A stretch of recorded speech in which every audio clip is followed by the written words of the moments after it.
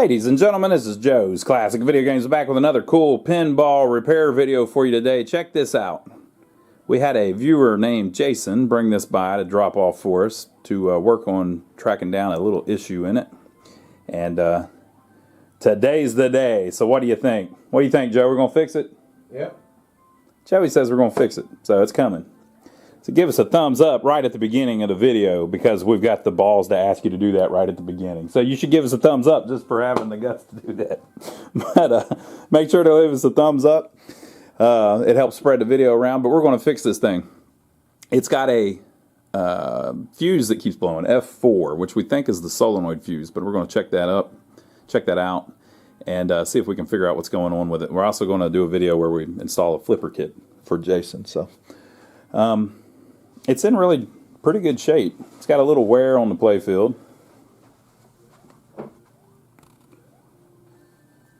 but seems to be complete. I don't see anything major missing from it.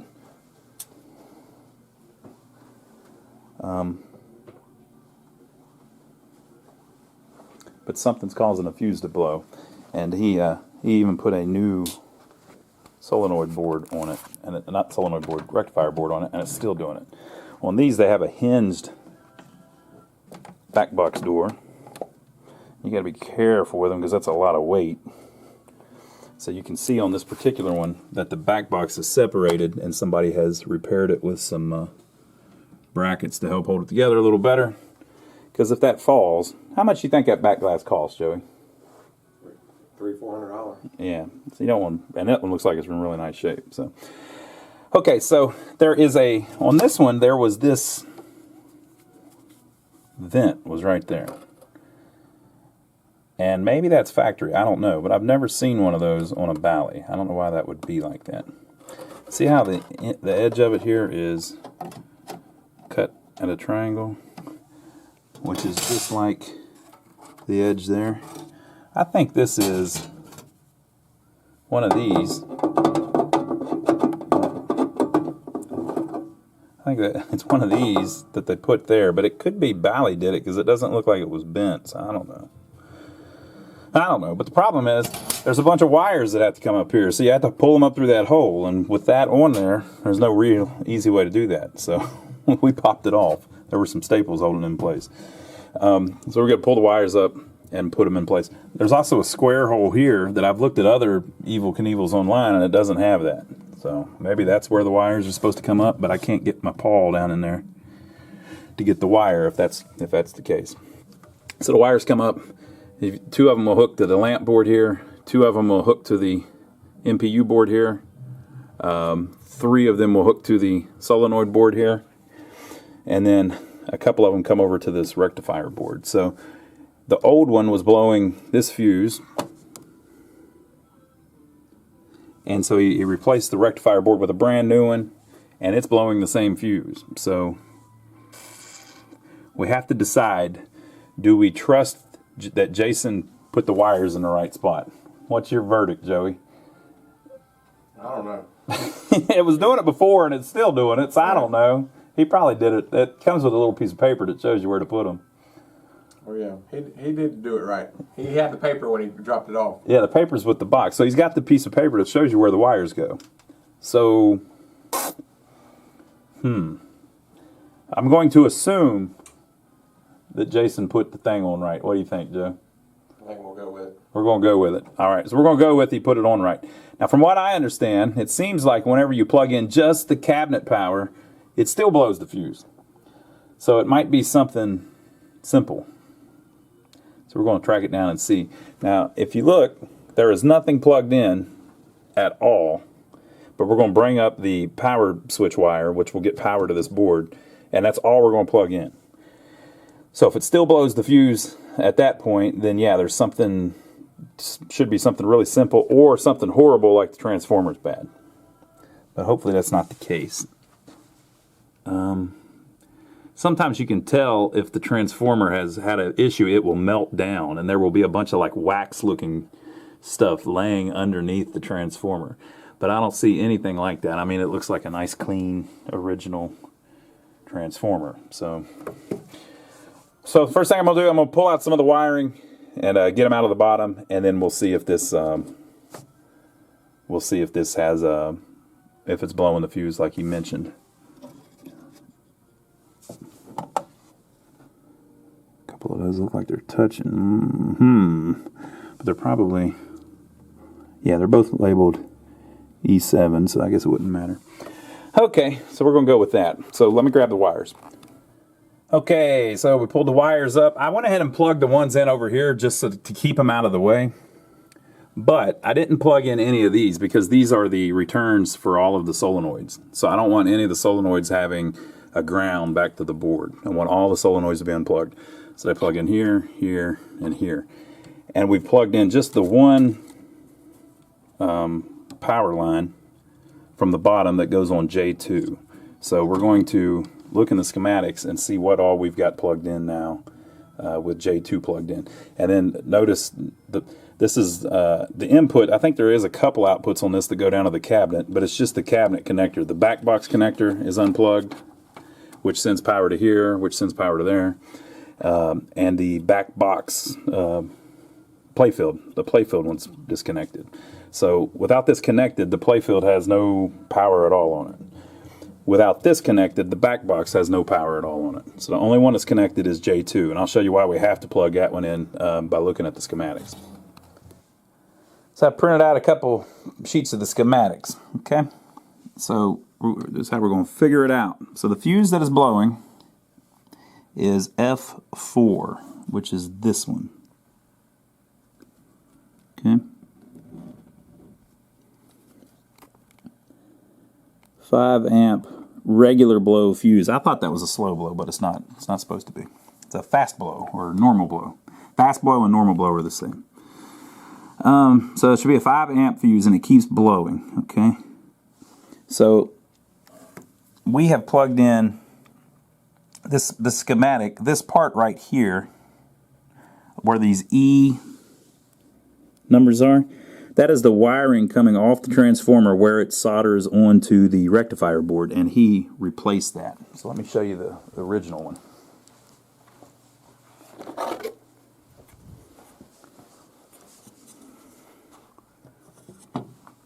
Okay. So you can see on the original one too, there are a bunch of little E2, E7, E5, all of that. That's where the wires from the transformer solder onto the E12, E10, onto the rectifier board. So that's what I was saying. If one of those wires got put in the wrong place, it would be a problem. But the thing is, it was already blowing the fuse, and then he used I assume he used the instructions to put the new one on, so it's probably fine. So we're going to assume that they're fine, but we can test it with a multimeter here in a minute anyway. So this part right here represents, well, actually it's this part to here, represents that rectifier board, because these are the connectors coming off of the rectifier board. So we have plugged in J2 right here, okay? And the reason that we have to plug that one in is because that's where the power comes in. AC power, AC return, right? Now this is the other schematics. This is the schematic of the cabinet wiring. So the power comes in from the wall here, right? Goes through this line filter. And then these three, it goes through an on-off switch. There's a service outlet.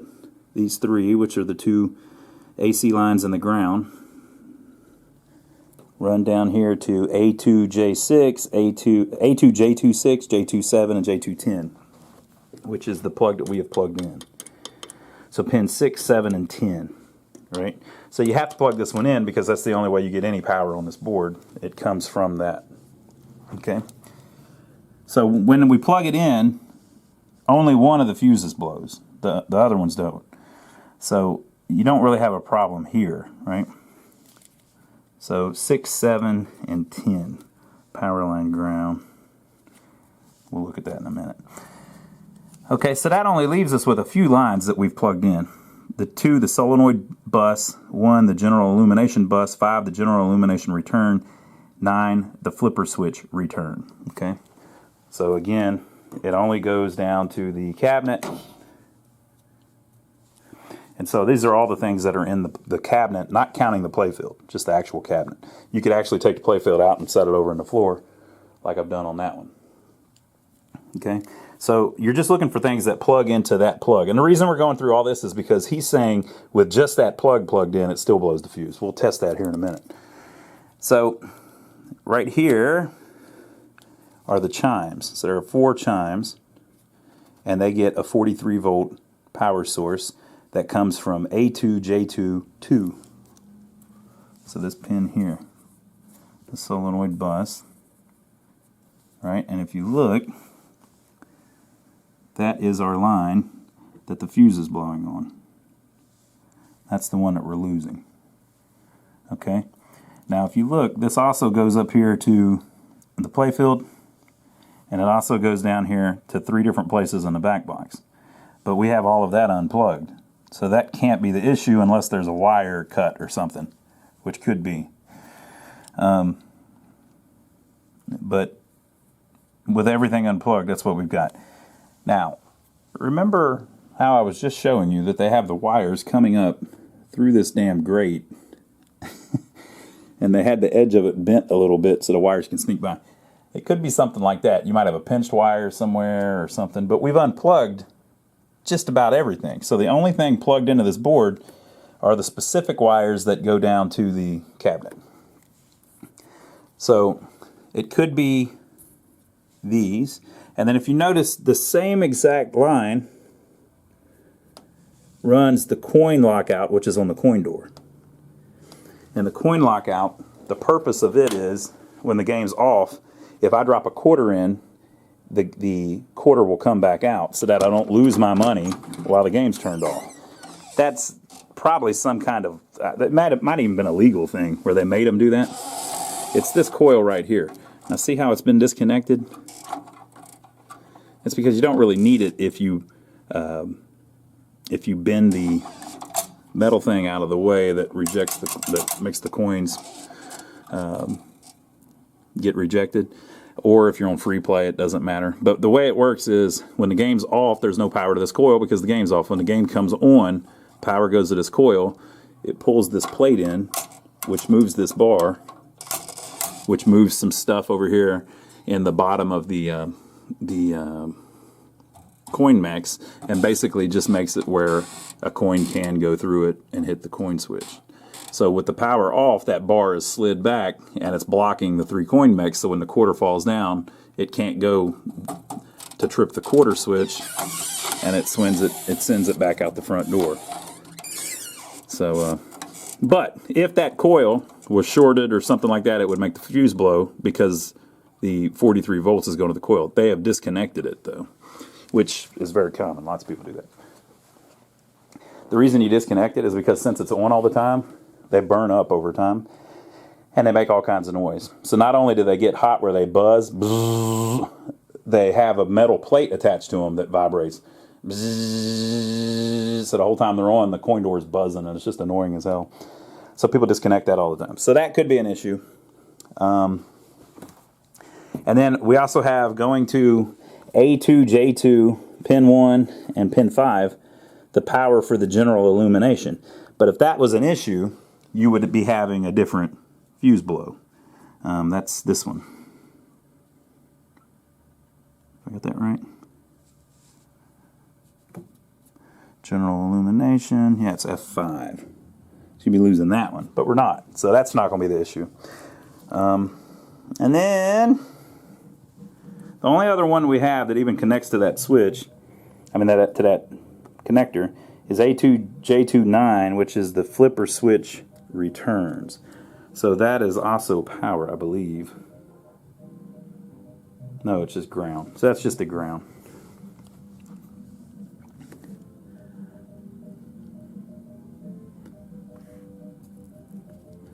Boop, boop, boop. Connects over here. All of these connect to ground on the board. So that doesn't have anything to do with it. So what I'm going to do first is, we've plugged that plug in. I'm going to take my 2 wires that are on the coin door lockout coil and just measure the resistance between, well, that won't work because I've got that unplugged on the solenoid board. We're going to have to do it on the actual power supply board. I'm going to just measure resistance between that solenoid line that's blowing the fuse, and ground, and some various things, and see if I can figure out what's going on. Normally you would just simply suspect this bridge rectifier, but since he's had it do it on 2 different rectifier boards, and that one's brand new, it's probably not the bridge rectifier. It's going to be something else. These are the bridges on the original. Normally that would be suspect number 1, but so let me get the multimeter and we'll check between that solenoid line, the 43 line is blowing the fuse, and ground, and see if I can see if it's shorted to anything. Okay, folks, you can see my multimeter there. Here's what we're doing. Here's what we do. This is the connector. I've disconnected it because I'm checking just the board right now. So I'm going to check resistance between the solenoid pin, pin 2, and ground here.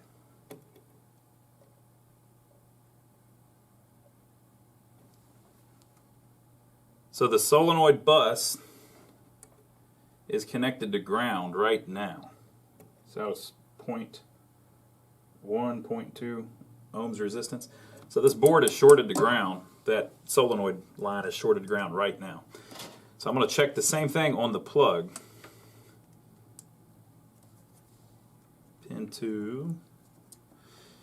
And then we'll just see if it's shorted to any of the other pins. It is not. So in the cabinet, the line going to that is not shorted. So there's nothing wrong in the cabinet. The problem's on the brand new board. How the hell is that possible? How is that possible? Okay, so let's check on the old board. That'd be interesting.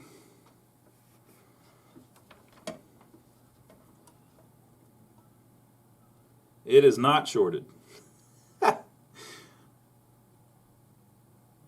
Explain that one. You understand what I'm saying? So that 43, the line that's blowing the fuse, is shorted on the new one. It's not shorted on the old one.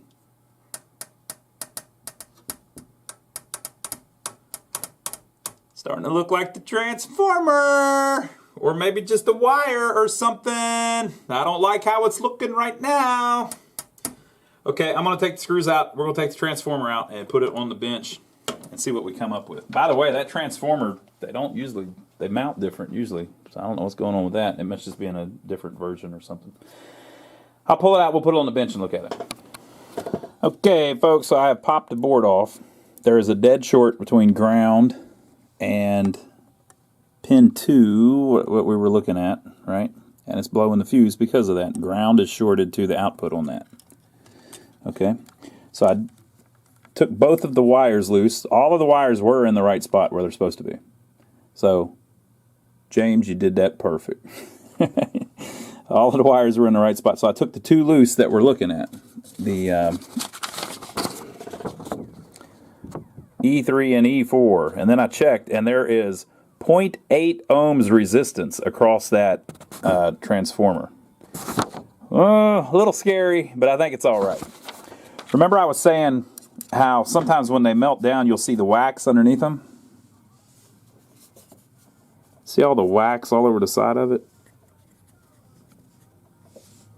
I don't know how well you're going to be able to see it. This light's bleeding, burning it out too much. You see it? There's wax all over the side of it. Not necessarily a bad thing, but if you start seeing a bunch of that, it's because it's getting so hot that it's melting all the wax, and the wax is popping out in places that it shouldn't be. That doesn't necessarily mean that this one is messed up, okay? I'm just saying that's what you're looking for. If it's drip, it will usually drip. You'll see it down here on the bottom if it's screwed up. So the resistance across those 2 wires on the transformer is 0.8 ohms, which is probably right because the transformer, all it is a long piece of wire, you know. So we're going to watch that though. But pin 2. This is all still connected, so it's hard for me to get it where you can see it perfectly. There we go. That's our pin too. Damn, the light is not helping me. Let me see if I can. Let's brighten it up. And then let's put it on autofocus. Bam, there we go. Do you see the second pin there? Look very close. Do you see the trace? Let me see if I can get a pin in there to point at it. Well, hello. This pin, this is the one we've been checking. It's shorted to ground. Do you see how it's connected to this trace? And then see how it comes over to here and connects to this pin that is shorted to ground? There's a little solder splash connecting two of the pins together. What you think about that, folks? Think that's our problem? I think that's our problem.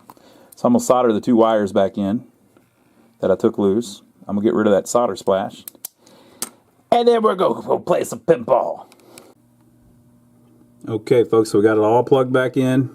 Got a 5 amp normal blow fuse in there. We plugged our one connector back in. Turned the game on. See how the coin door lights are on? And it did not blow the fuse. So we were getting there, but we have to use our brains, okay? So this stuff, it's all very logical, but you have to think it all out. You got to think about it a little bit. So the first thing I want to say is, it would be real easy to say, oh, the guy didn't know what he was doing, he got a solder splash on it, and that made it worse, and you've been better off leaving it alone. And a lot of people say that, and usually when you hear people say that, they're saying it about themselves. They'll say, I never should have messed with it. Well, I just made it worse. Well, it was broke, you know? I mean, it was broke. So I don't blame them for doing it. If we want to talk about mistakes, think about how the whole first 10, 15 minutes of the video, I was talking about how we were going to plug in just the one wire and the one plug, and we were going to check all this, and I went and printed out the things and everything. When if I didn't even need it plugged in to figure out that there was something screwed up on the rectifier board. If I would have just checked the rectifier board first, I would have found that problem immediately, right? So we could also complain that I'd screwed up. You know, we're all learning, we're all getting better. So I don't blame the guy for there being a little solder splash on there. But here's the thing, we got to think, okay? We got to think about this. Why did he put a new rectifier board on it? Because it was blowing the fuse. So this is the actual old rectifier board that he took off. I just checked it, there's nothing wrong with it. The bridge, that circuit is so simple. And obviously there's nothing wrong with the transformer because it's up and running right now. Look, this is the whole circuit. There's a fuse, a resistor, a bridge rectifier, another resistor, and that's it. The bridge rectifier is not screwed up. So what's that tell us? Something else was blowing the fuse. So I got to figure out what was blowing the fuse originally on this board, or we're just going to have the same exact problem with the brand new board on there. So somewhere in this cabinet, there's going to be something blowing the fuse. So it's going to be one of the coils. Almost always is. One of the coils is locked on. So I'll show you real quick how you can figure that out. He said that he checked all that, but we'll see. Maybe he missed something. Since I've got all of the returns disconnected from the solenoid board, none of the coils can blow the fuse because they're not. This complete circuit's not connected. I basically have unplugged every coil in the game by doing that. So what we're going to do is we're going to go around and check every coil with the multimeter and see if we can find one that's broke, that's messed up. There's I think the MPU also gets the solenoid voltage. So by the way, if it's blowing that fuse, the MPU won't boot. It's the last flash that the MPU does. So without that, it'll blow it. But we're going to go around and check all of the coils and see if we can find one that's screwed up. So let me get the multimeter and we'll run through them real quick. Okay, folks, so we've popped up the playfield and we're going to check all the coils. So the way that you can do it is put your multimeter on resistance, ohms, and then you're going to take your two leads and just put one of them on one lug of the coil and one of them on the other leg of the coil, and see what the resistance is around the coil. And you can do it with the you can do it with everything plugged in. This one just happens to be disconnected. But if you get one that's testing really low and everything's plugged in, it may be the board in the back because you're plugged into the board. But that will at least give you a place to look. But we'll talk about that in a minute. So I'm going to go through and check all these real quick. Remember, we have all the grounds, the returns disconnected. So let me put you on the tripod and we'll check through all of them. Okay, so we'll do the coin door one first. The resistance on it is 519 ohms. So is that good or bad? Anything up over 2 is good enough that it won't blow the fuse. So if you get one that's 2 or less, that one's suspect. You might want to check that one out.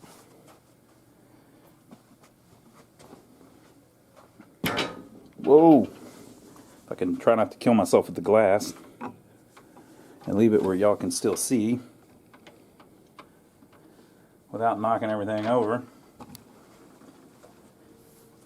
Okay, so in the back there is a kick out assembly. That coil is 12.7. That could still be screwed up. It might not be strong enough or something, but usually when these things fail, they fail catastrophically and they're short. So this is one of the pop bumpers, 10.4. There's 3 of them, so they should all be kind of similar.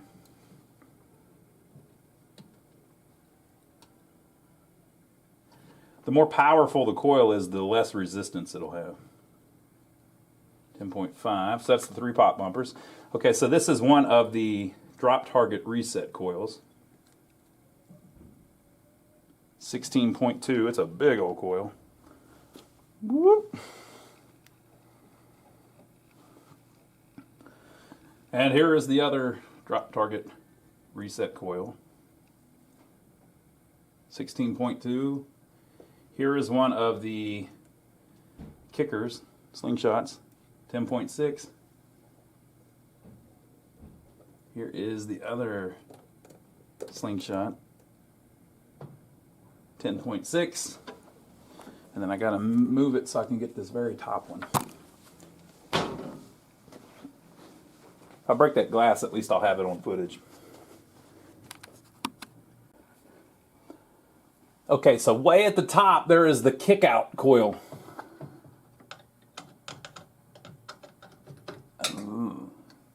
Well, let's see here. What's going on with that kick-out coil?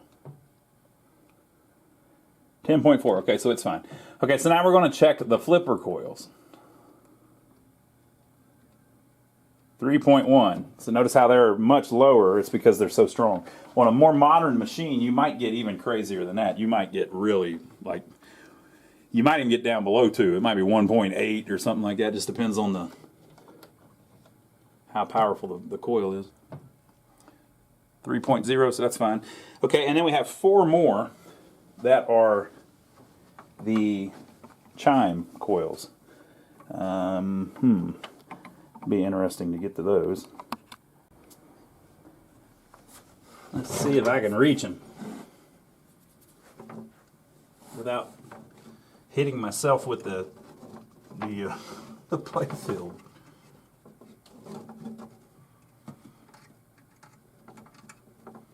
Now I can't see the multimeter, so I'm just going to have to call out to me what it says.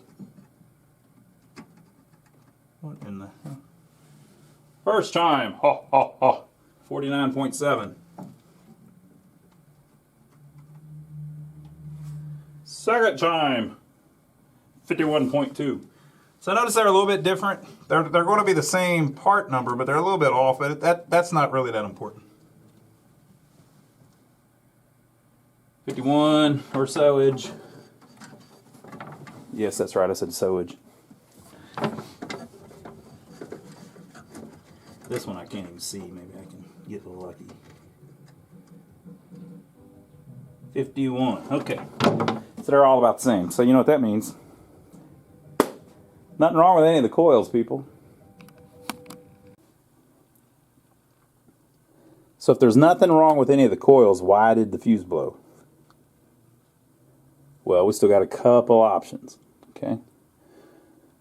It could be that one of the coils stuck on, which blew the fuse because it just It's basically when a coil fires, it's a dead short, which blew the fuse. So why would it do that? Well, it could be that it's stuck on because there's a problem on the solenoid driver board. So on these Bally's or Sterns, the older ones, these transistors down here at the bottom turn on all the coils. So theoretically, if one of those held on, it could make the pop bumper stay down, and the pop bumper staying down long enough could blow the fuse. So we're going to check that. If that doesn't do it, we're just going to plug everything in and turn it on and see what the hell happens. Because we're about down to, there ain't much left. So let me set you up and we'll check all of those just to make sure they're all right. Okay, so we're still doing this with the power off. All of this you can do on the bench or in the machine or whatever. And we've still got pretty much everything unplugged on it. But what I'm doing is I'm checking between the middle leg of each one of these and the outside leg. And we're going to set it on diode test. That's how you test a transformer. Actually, I'm sorry, not the middle leg. The top leg. The top leg's the base. It's marked in the machine. Now, it's a little tricky to do this. To get your probe in there, but the tab on the back of the transistor is actually connected to the middle leg. So on this one, between the top and the bottom leg, I got 0.167. Let me try it the other way.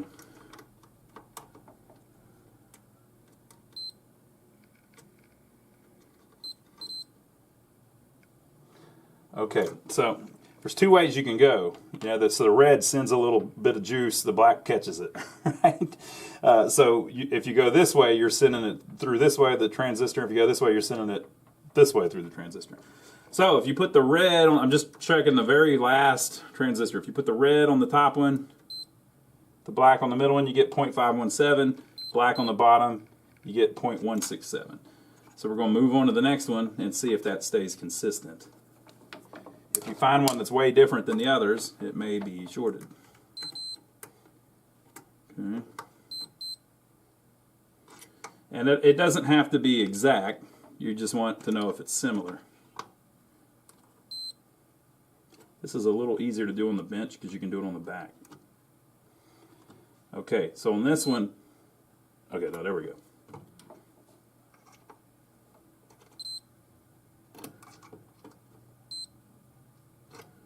Okay, so red on the top leg, black on the tab, and now black on the bottom leg.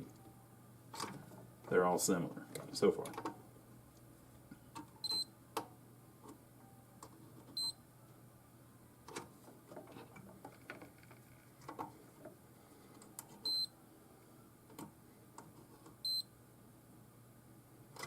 Okay, still going through. So far, everything's very similar.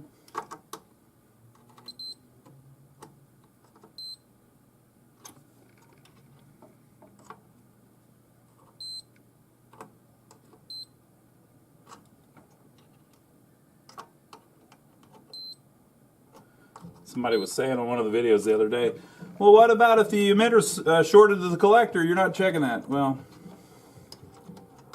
usually if it does that, it's the whole damn thing will short together. You can go back and check that too if you want real bad to on your machine.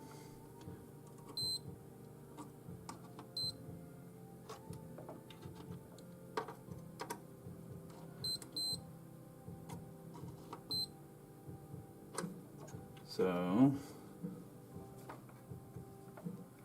this is base to collector, base to emitter. Base to collector, base to emitter. Only got 3 left, folks. Base to collector, base to emitter. Base to collector, base to emitter. Base to collector, base to emitter. They all test the same. Like there's no issue. So I don't know. I don't know, folks. We're going to start plugging stuff in and see what we do. we're just going to do it the old-fashioned way, okay? So we're going to plug in all of our coils.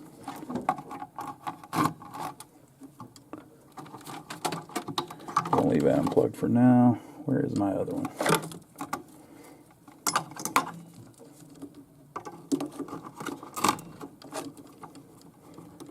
Okay. So, I've plugged in the returns on all the coils, so the board's back in action, but we still don't have power going up to here or there. Right? And we still don't have the solenoid power to the playfield yet, or any power to the playfield yet. So we're just doing that we're trying to, you know, divide and conquer, figure out what must be the problem. There might not be any problem. I'm just trying to thoroughly test it for the gentleman. So we're going to turn it on, and we're just looking to see if it blows the fuse. It's not going to boot because we don't have any of the voltage stuff plugged in at the top yet.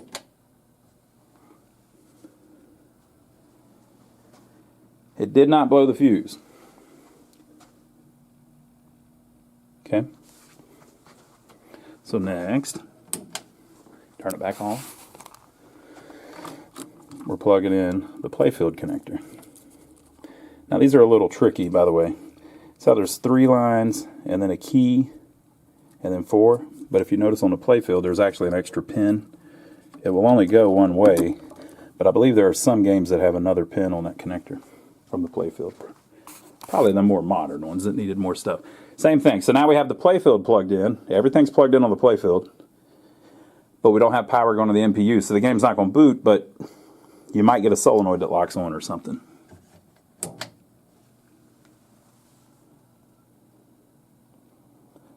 Nothing. Fuse did not blow. Okay. Okay, so you know what we do now? Turn the damn thing on, see if it's all right. So we're going to plug in the back box connector. And by doing that, the game should boot up. If it's not completely, if there's not something else going on. People didn't come in. All right, so we're going to turn it on. Same thing. You might get something lock on or something. If we do, we're going to turn it off immediately. It might blow the fuse. If it does, we'll turn it off immediately. 3, 4, 5, 6, 7, 8, 9, 10, 11. We're getting a lot of blinks up there, people.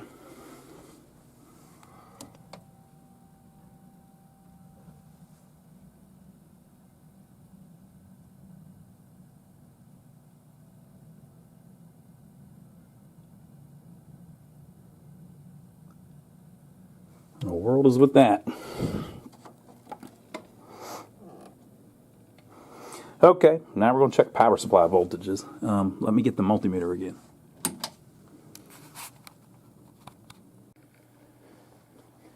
Okay, one good thing about these new rectifier boards is they're really rare. They're really well labeled, so it's really easy to check the voltages. It is on the other ones too, but okay. So put our ground on ground.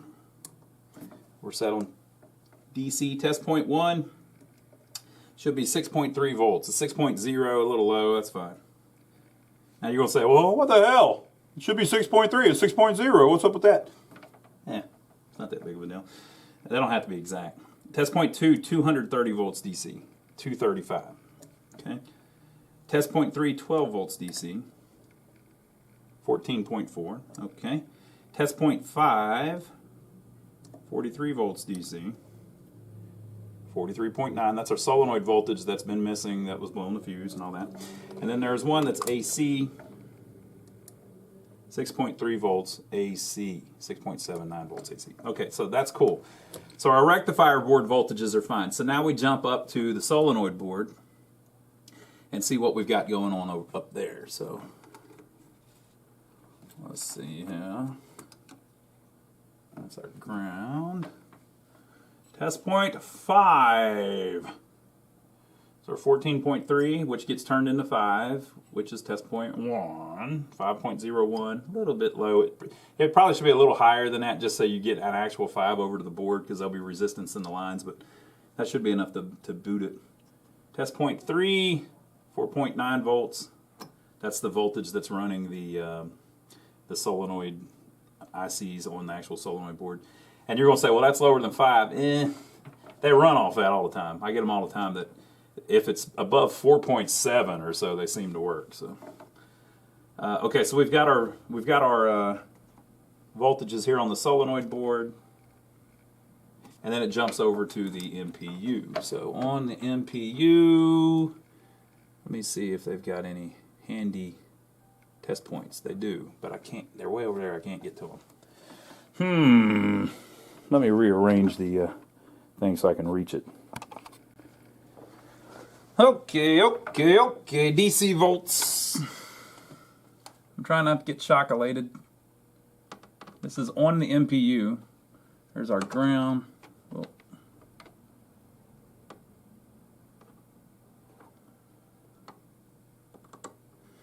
Ground and solenoid voltage. Okay, that's good. Let's see what our 5 volts is making it over here as.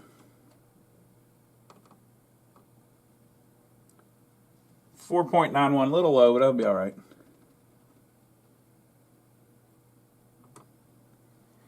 Test point 5, 21, that's the zero crossing thing. I don't even know, that is not the zero crossing. Test point, that's the zero crossing. I don't even know what that does, but all of our voltages are there, but the problem is it's beeping too many times. We've got too many freaking boot flashes. So I'm going to turn it off and back on and see if I can tell when it seems to hang. It's just resetting over and over again. Let's see what we get. 1, 2, 3, 4, 5. No, 2, 3.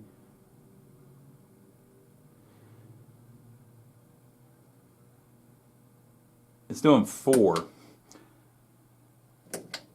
1, 2, 3, 4.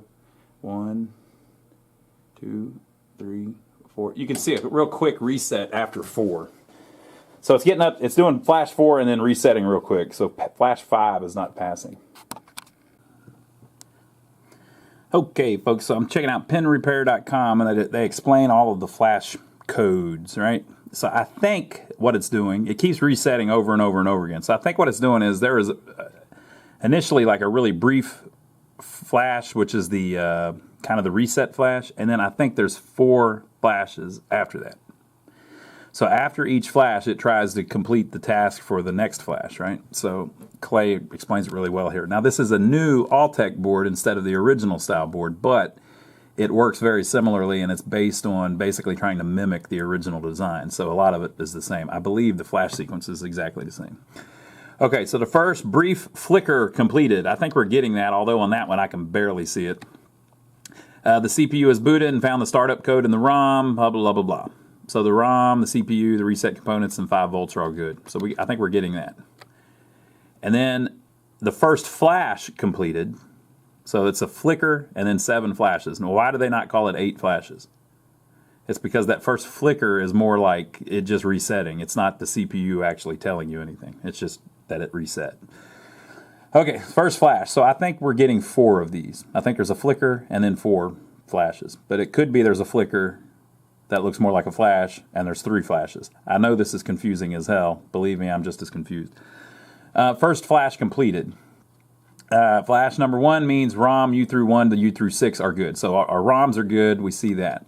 And then the second flash completed. So this says a second flash means the 6810 RAM at U7 is good. No second flash means U7 or its sockets are bad. The U9 CPU chip goes out to the RAM and erases the contents of the first byte. It then tries to read back the word 00000000, indicating erased. If it can read it back, it adds 1 and continues. 256 tries later, it writes the word 11111. So it repeats this process for each of the 128 bytes of RAM in U7 one at a time. So that's 32,768 tests. That's why the first flash is really quick, and then it waits a second before the second flash. So that's why I think there's 4 flashes, because there's a flash, and then it waits a second, and then 2, 3, 4, and then a flash, and it waits a second, and then 2, 3, 4, and then a flash, and it waits a second. So I think that pause is the pause between flash 1 and 2. That's why I think that we're getting 4. Okay, so that's the second flash. Once it does all of those 32,768 tests, it flashes for a second time to tell you that the 6810 RAM is good. So we're getting that. The third flash, a third flash means the U8 5101 RAM is good. So I believe we're getting that one. Okay, and it does a similar thing. It does, but it only does 4,096 tests on that one. Okay, so we're getting that one, I think, and then it either stops there or it stops after this one. A fourth flash means the U10 PIA peripheral interface adapter chip 6821 is good. No fourth flash means U10 or its socket are bad.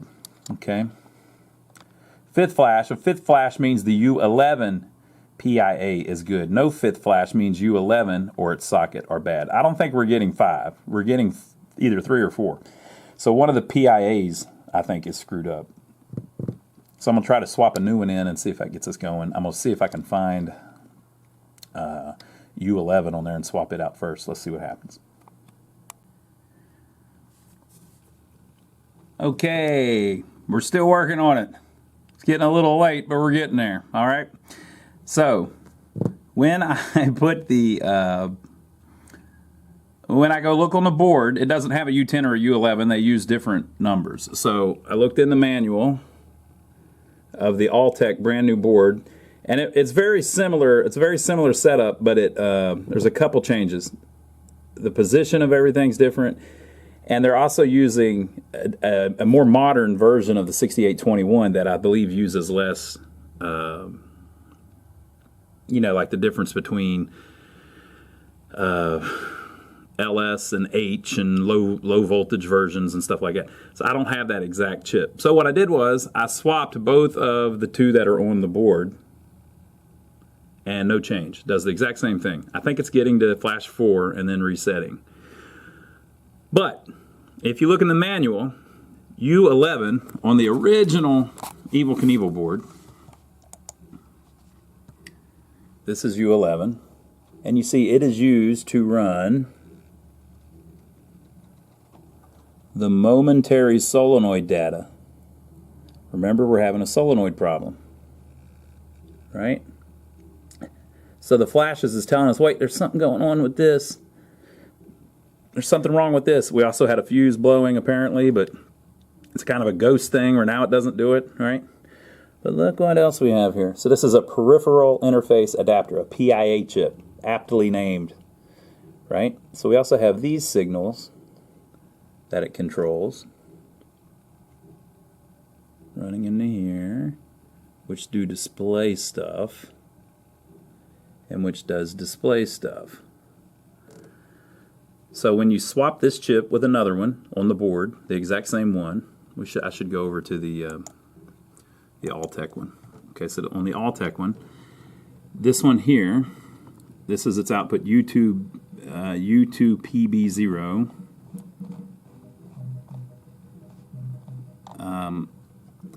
This is the same thing, so it's used to run the momentary solenoid. So it's the same one, is what I'm saying. So that's the chip that we found. So this 6821 is the one that's giving us problems on this Alltech board, which corresponds with U11 on the original board. This is the one, right?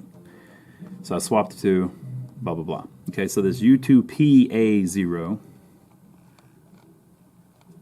you find where they've got that.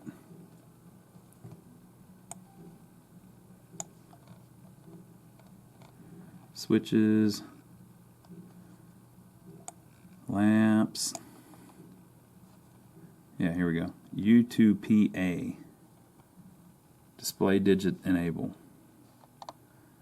And it's also doing this stuff. Display segment data, display electric. Displays. Okay. So on these, the display connector is this top connector up here in the corner, and it connects over to all of the displays. So we've disconnected the display connector,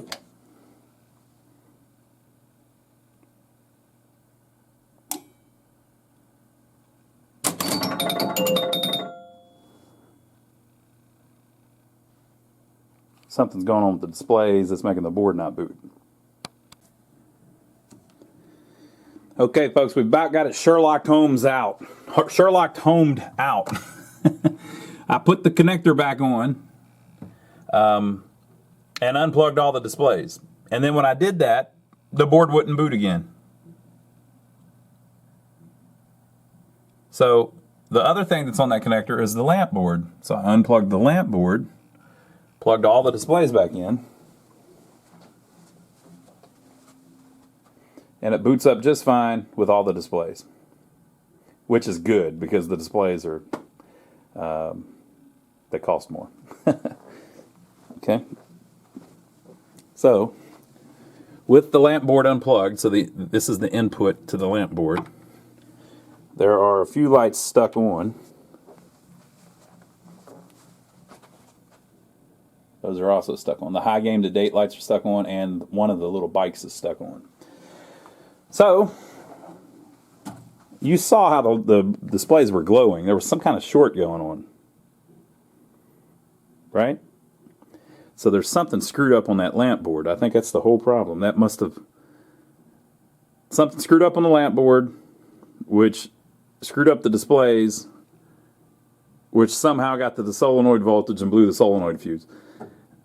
I don't know, folks. Doesn't make any sense to me either, but that's what's going on. So, yeah, now we got to take the lamp board out. Now, you may notice that we've worked on every damn thing in this machine now, right? So whenever I do these videos, I always tell you to start at the beginning and work all the way through. Now you see why. You end up chasing your tail if you don't. So I haven't messed with that. I haven't ever looked at the lamp board. You know, we're kind of going backwards now, but we're getting there. We're figuring it out. There's something on the lamp board, so I'm going to pull it out and see if I can find anything shorted on it.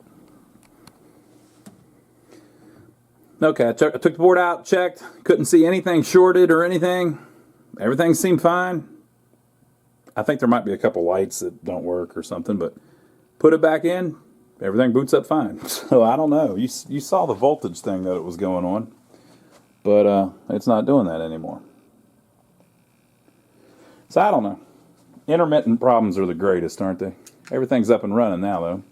So I think what we'll do is we'll go into test mode and just see if there's a problem. I was thinking maybe that the wires had gotten pinched by that hinge. So I looked at that a little bit, and I messed with them, and I could not get it to screw up. So I don't know. I don't know, folks. It didn't like a connection somewhere or something. Let's see if we can lock it and go into test mode. What do you think?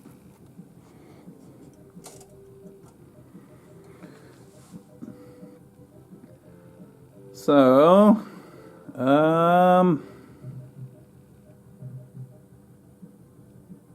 looks like all of them are working. I don't see any that aren't lighting up or that are stuck on the back box. Playfield, got a couple there that aren't lighting up. I got something too light for you.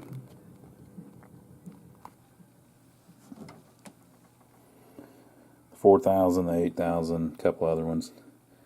But that could be light bulbs and stuff, a couple of the pop bumpers. You know, and we're just working on it for the guy trying to fix his solenoid problem. We're not really trying to get the whole thing perfect, but we had to get it booting up for him.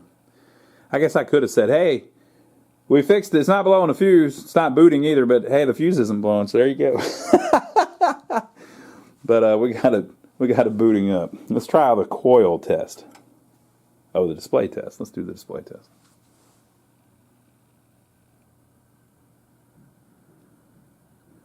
Displays are working great. Coil test.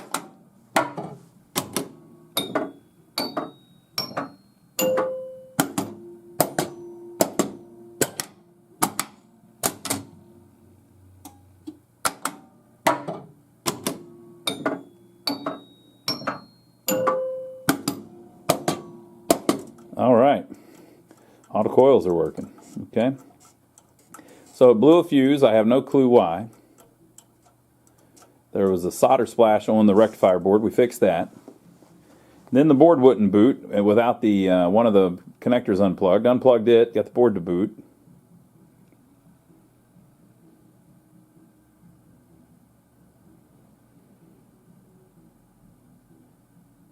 See what I'm talking about? Intermittent problems. Gotta love them. Wonder what the hell that is.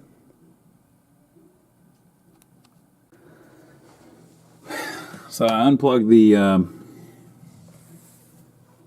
lights going to the back box, and it booted right up. So hell, I don't know. I don't know what that's all about. Let's go back through it and do it again.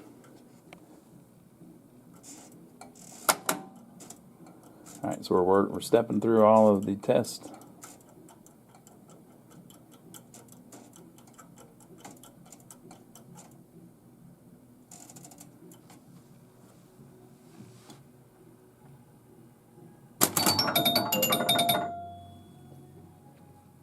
Boots right up.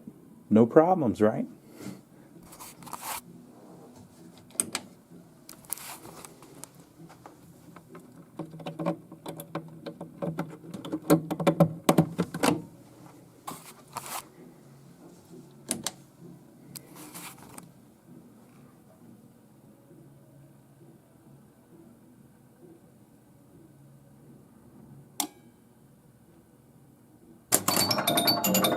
Did you see it reset once and then came back? There's something going on, man. Something. It is not happy with something. Damn, I hate to do it, but I see you, Big Blue. Okay, folks, so I took this board out. I replaced just that capacitor. This is the 5-volt section that makes the 5 volts. And sometimes if that cap that was on there was 42, 43 years old. So sometimes that gives you some noise on the DC line, the 5-volt line, which is what the board uses to boot. So I don't know, maybe that was it. But I replaced it, put it in, the thing booted right up. Maybe we should try playing it. What do you think? What do you think? Should we test play it? Maybe we should test play it. Let me see here. I believe I might have a pinball right here. There's a pinball. We've got a light switch right over here. Turn off the lights.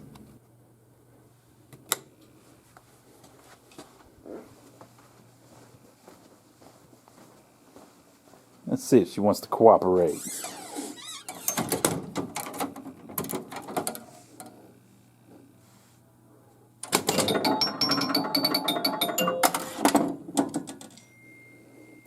It kicked the ball out.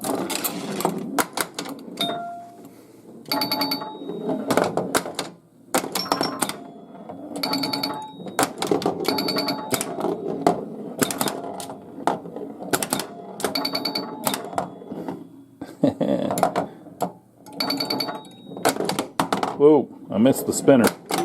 I missed the spinner shot.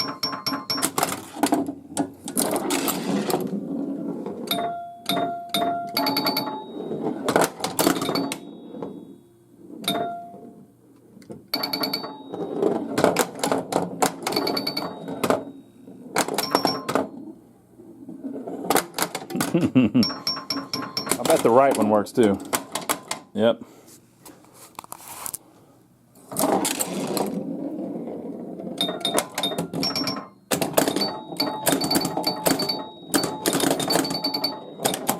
Boy, she's snappy.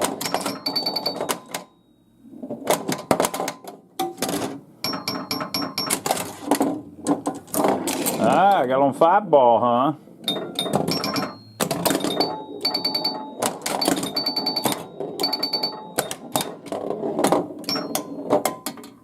What a classic.